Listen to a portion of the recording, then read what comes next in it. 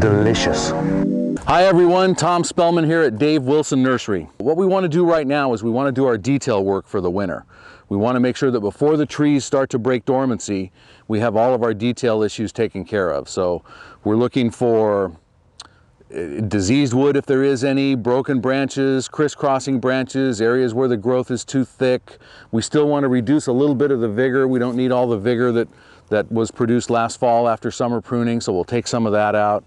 Just the details now, just the things that you didn't do in the summer when you were doing most of your size control pruning. Now is a great time to do it because the form's open. The form is bare of foliage and we can see everything and make those decisions real intelligently and really quickly. Okay, we're gonna do a little bit of work on some of our multi-buds. This is a young tree that was just put in last season, and it's a 4-in-1 white flesh peach nectarine. So we have 1 week graft right here. And if you've listened to me in the past, you understand that my philosophy is no graft should be any more vigorous than the weakest graft on the tree. So this is our guide right here. This is what everything else is going to come down to. All we really want to do again is develop fruiting structure, future fruiting structure from this. This graft is in the right place. It faces kind of south-southwest, so it's got good spacing. Something landed here, a hawk or an owl or something, and broke some of the inward growing branches, which doesn't matter. I probably would have taken them out anyway. So we're looking at bringing this down so that we manage size toward the weakest graft. So this is going to come down here. This one's going to come down right here. Inward growing growth out. Let's check these tips a little bit. This one I'm basically going to leave alone. I'm going to take that little dead tip out of it. I'm going to take that inward growing branch out of it. And then this one, we're going to bring right back down to here. So we brought everything back down to as close a balance as we can. So we'll redevelop our form off of this summer, and we won't have fruit this summer. In fact, if we do, I'll pick it off because I don't want this little tree to set any fruit. I want it to develop a future scaffolding so that we can have plenty of fruit in the future. Okay, this is our 5-in-1 Pride Series peach. We have May Pride, Eva's Pride, June Pride, Mid Pride, and August Pride. So about 2.5 months worth of successive ripening peaches all budded into one tree. And as you can see, the early varieties, so we've got May Pride and Eva's Pride that are bud swelling and almost at popcorn stage. In another week, you're definitely going to see color on this tree. So this is a perfect time to make our decisions on how we're going to treat this tree. We want to, again, look for balance. I don't want anything to be much more vigorous than the weak graft. And the weak graft is back here on the north side, but it's got some vigor. We opened up the center to allow some light exposure through the summer, and it did a pretty good job of catching up. But at this point, I'm going to come back in and be a little bit more aggressive with the rest of the tree. You know, we've got a lot of growth here. I want to take some out. I want to open this up a little bit because we've got way too much on this variety that faces here to the south-southwest. So we'll open that up quite a bit, take back quite a bit of structure on it, leaving enough fruiting and flowering wood so that we'll have some fruit, but again, I don't want a huge set of fruit on this tree. We're still working on development, so I'm going to bring it back considerably. Remember, we're always looking for details when you do this, so whenever you see a little dead wood or little crisscrossing growth, you always want to take that into consideration and get that removed. Our main objective is to get this big, tall, vigorous wood out of the center here. So we'll thin that out considerably. Leave just a little bit of fruiting wood there. Let's take a look at August Pride over here. August Pride's got a little bit of twisty growth here in the center, and it's kind of doubled or forked down here real low. But you know what? I'll tell you for a fact, I'm eventually going to take this branch out. I don't like this branch. I don't like its placement. I don't like it. It doesn't lend well to the balance of the plant. However, it's got some nice fruiting wood on it for this season, and I don't need to make that decision right now. You gotta remember on fruit trees like this, when you're working along these lines. You're an artist that is never going to sign your canvas. You're working on something that you're going to be working on all the time. So you always have opportunity to come in and correct issues.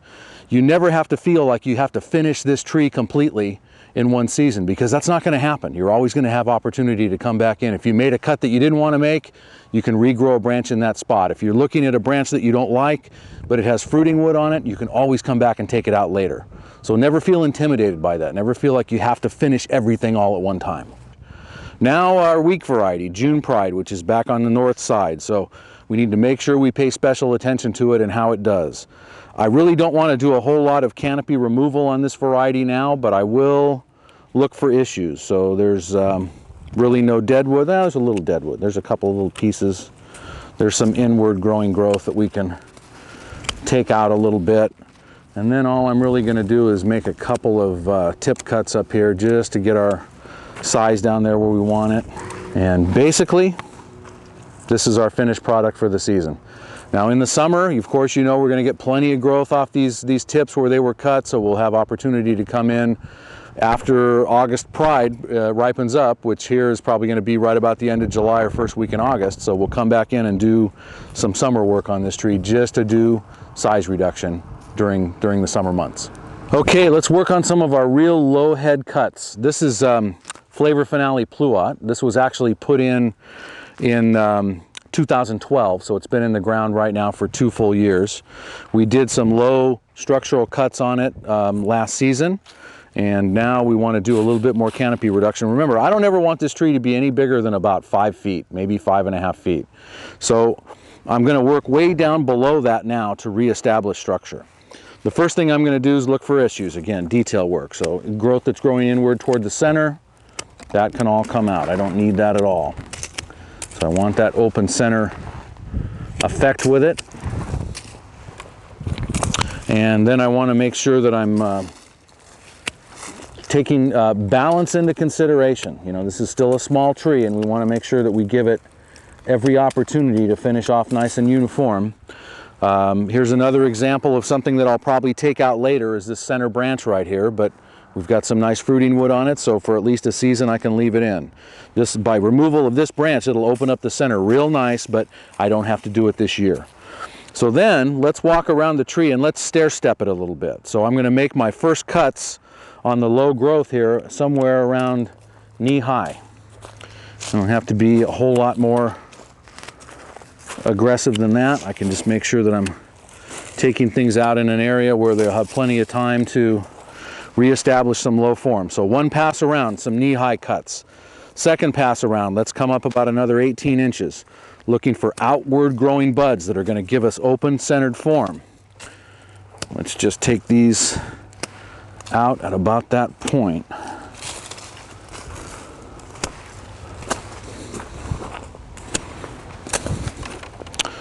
A little too much right here. Let's take that double out. Let's come in there. Let's come in about there. So here we go. In probably less than 1 minute, we've done all the work that we need to do on this tree to encourage nice low canopy form. We've got lots of little fruiting buds in here that developed last summer. We'll get a decent fruit set on it. We'll come back in later and probably next year and remove that aggressive center growth, and we may even open this up a little bit more on the west side.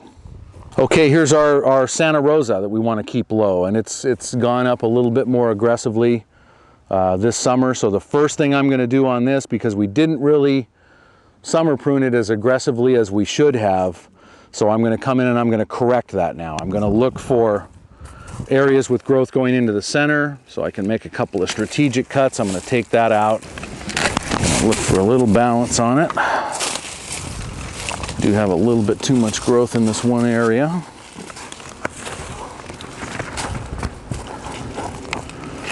That can come out. That can come out. This starts low and goes right up through the center. Let's get that out of there. Got a fair amount of inward growing growth back here.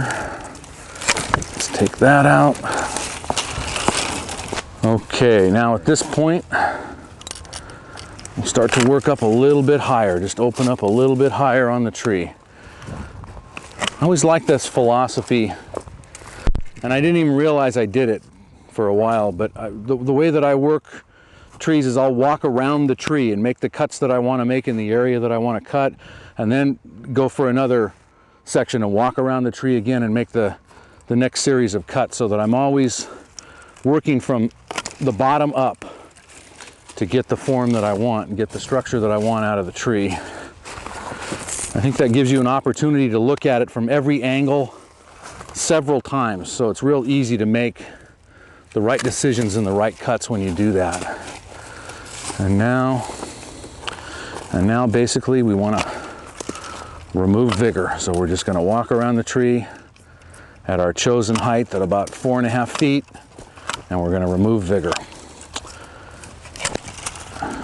And I'm not really taking into consideration where I'm making these cuts. I really don't need to concern myself to an outward growing bud, because this is a point where we're going to keep checking growth every year. We're going to go back to this point all the time and keep our growth at this point. So it doesn't matter where you make the cut, just get the vigor out. And you can see what we're leaving. We're leaving all this nice low fruiting wood in here. We had a decent set of fruit on this 3-year tree last summer when it was only two seasons. Now it's going into its 3rd season. It's got a lot of nice developed fruiting wood in it, but we're not going to get much fruit up here on these vigorous tips. And whatever fruiting wood is up here, I don't care. I've got plenty down here. I don't need this. I want to keep it low and manageable.